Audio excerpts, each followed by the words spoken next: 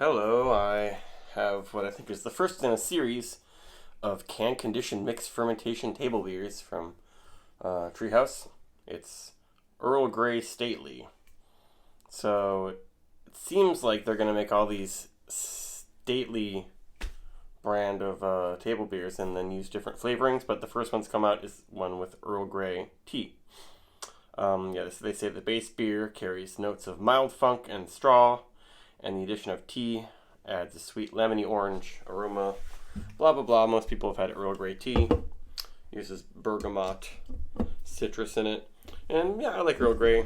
Haven't had it too much, but it seemed like it definitely would work well in a beer like this. And I love these low alcohol, basically Brett saisons. This is 4% alcohol. And I don't know when it was canned, but it was can conditioned, so that means that naturally carbonated in the can. Not sure if it's if the yeast they use in the can is Brettanomyces, but eventually that'll work its way around. It was a pretty good price. This is the same price as their standard IPAs, Julius, Alter Ego, Green. But to make this kind of thing, it takes a little bit more time because you have to sort of age the beer in tanks with the mixed fermentation to get some character, and then you have to wait a while for the cans to get carbonated. Maybe not super long, but I guess we'll see how much funk comes out in the character. Because I love low alcohol Brett saisons, and mixed fermentation can mean several things.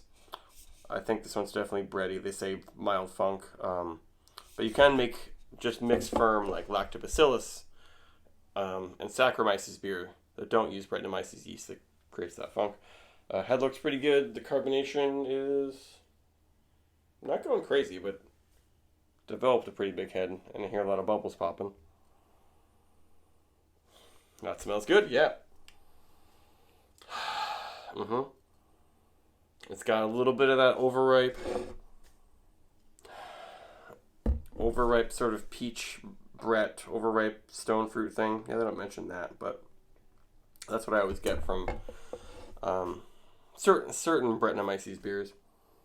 It has a little bit of that straw, barnyard, hay funk thing. But it blends with that slight earthy spice and citrusy quality from the Earl Grey. Yeah, it smells really good.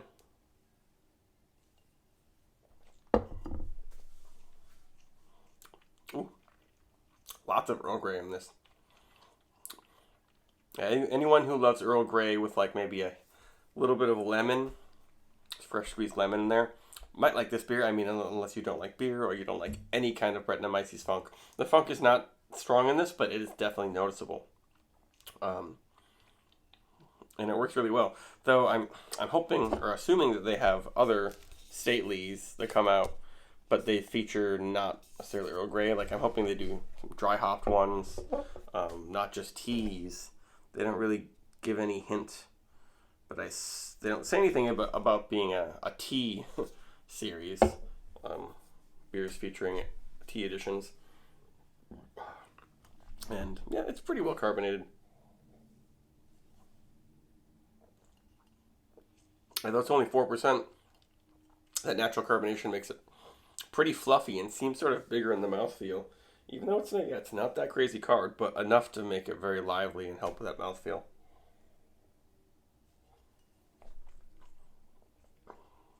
And it does seem a little bit acidic.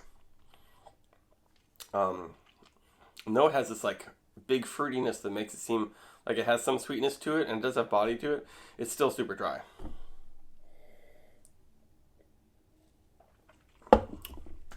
Yeah, a lot of flavor for 4%. I don't understand when people have beers like this and they say, it's water, it doesn't have much flavor. It's like, really? Really? I think maybe you don't have a lot of taste buds, or more likely you can't smell very well, because this beer is very, very aromatic. It might just not have as much of a punch in the mouth if you're expecting, double IPA treehouse level kind of intensity of a flavor, or one of their big stouts. This is a whole different kind of experience, and I really like it. I'm just very happy that they're selling this.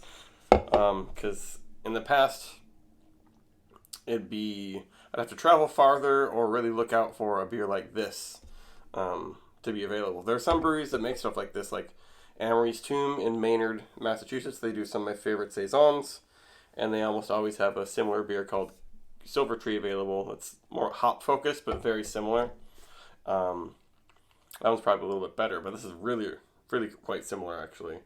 Um, and Trillium used to do some of these simpler, just kind of wildish farmhouse ales for real cheap, and they stopped doing them. What surprised me is this can looks a little bit like the can design from there's some other brewery from mid-state New York, I think. I can't remember right now.